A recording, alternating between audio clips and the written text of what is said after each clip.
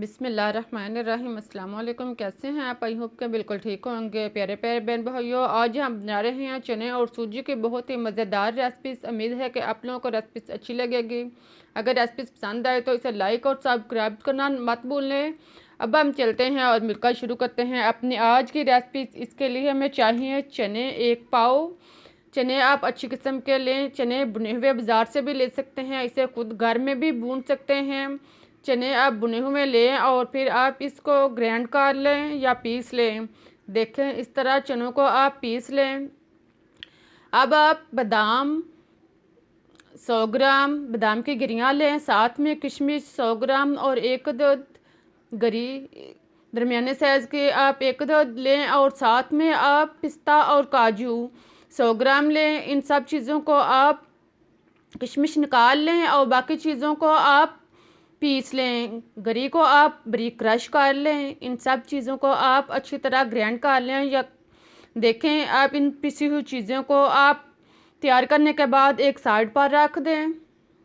अब आप चूल्हे पर कढ़ाई या कोई बर्तन रखें। इसमें आप 150 ग्राम देसी घी शामिल करें। देसी घी डालने के बाद इसको खूब अच्छी तरह गर्म होने दें और पिघलने दें। जब घी अच्छी तरह गर्म हो जाए तो फिर आप इसमें 100 ग्राम सूजी शामिल करें। सूजी को आप पहले अच्छी तरह साफ़ कर लें और फिर इसको घी में शामिल करें।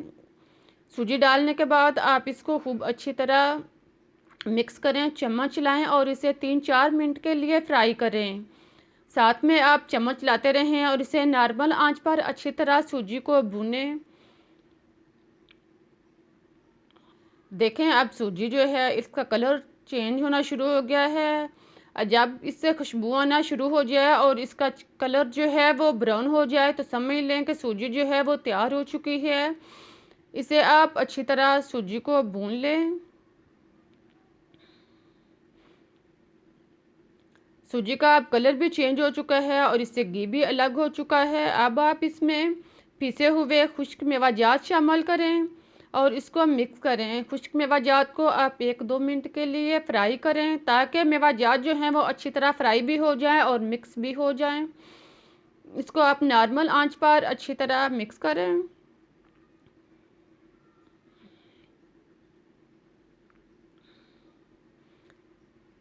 इसके बाद आप पिसे हुए चने शामिल करें और इसको अच्छी तरह मिक्स कर लें। चने को और सूजी को खूब अच्छी तरह मिक्स करें और साथ में चम्मच चलाते जाएं। इसे 1-2 मिनट के लिए खूब अच्छी तरह नॉर्मल आंच पर पकाएं।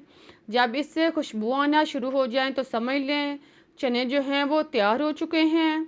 ख्याल रहे कि इसको तेज़ आंच पर ना पकाएं, इस तरह ये जल जाएंगे। आप इसे नॉर्मल आंच पर अच्छी तरह फ्राई करें और फिर आप इसमें चीनी 150 ग्राम शामिल करें। चीनी आप टेस्ट के मुताबिक भी डाल सकते हैं। चीनी डालने के बाद इसको मिक्स करें और चूल्हा बंद कर दें। अब हमारी मज़ेदार रेसिपी तैयार हो चुकी है। बहुत ही मज़ेदार और मुफीद है, आप इसे खाएं। ये ना सिर्फ मज़ेदार है बल्कि अफादियत से भी भरपूर है। आप इसको रोज़ाना किसी भी वक्त खा सकते हैं। आप इसे अगर इसके खाने के बाद नीम गर्म दूध 7 गिलास लें तो इससे इसकी अफादियत में और भी इजाफा हो जाएगा। ये रेसिपी ना सिर्फ आपको नज़र की कमज़ोरी, दिमाग की कमज़ोरी, कंधों की कमज़ोरी से निजात दिलाएगी बल्कि ये नज़र ज़ुकाम के लिए भी बेहद मुफीद है। सर्दी में ये आपके लिए ताकत का ख़जाना है। आप इसे बनाकर रख लें। बहुत ही मज़ेदार और टेस्टी रेसिपीज़ है। आप इसके साथ इंजॉय करें। मुझे इजाज़त दें, फिर मिलते हैं एक नई रेसिपीज़ के साथ। तब तक के लिए अल्लाह हाफिज़। लेकिन आपको याद दिलाती जाऊँ कि जाते जाते चैनल को सब्सक्राइब करना और रेसिपीज़ को लाइक करना मत भूलिएगा। इस दुआ के साथ कि आप जहाँ भी रहें खुश रहें, हंसते मुस्कुराते रहें। अल्लाह हाफिज़।